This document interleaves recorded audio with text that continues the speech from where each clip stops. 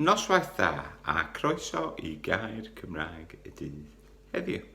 It's a little bit later tonight, but it's been a very full-on day today. Diwrnod brysur, a busy day. So today's Welsh word of the day, Gair Cymraeg y Dydd heddiw, it's another cacan, seeing as it was the final of the bake-off yesterday. Bara brith. Bara brith. Bara meaning bread and brith meaning speckled, as it's a speckled bread due to the dried fruit that grows into it. So today's Welsh word of the day is bara brith. Now remember, bara brith, lovely with a bit of butter on it, but if you want to eat it fully the Welsh way, then a thin slice of Caerphilly cheese just on top. Hyfryd. Remember to say it as you see it. Mwynhewch, enjoy. Hwyl fawr.